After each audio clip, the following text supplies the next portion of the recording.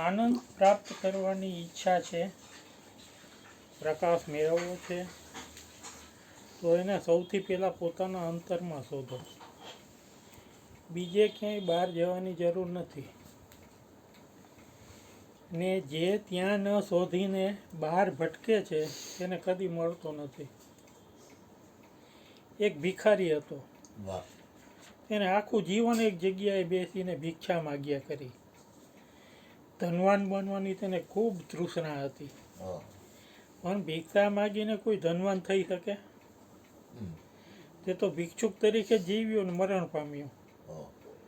ને મરણ થયું ત્યારે તેની પાસે કફન જેટલા પણ પૈસા ન હતા.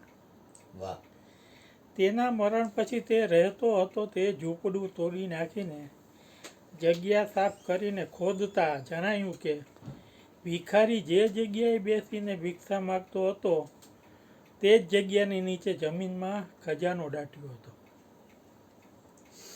હવે બધાને હું પૂછું છું કે શું આપણે આવા ભિખારી નથી? શું આપણે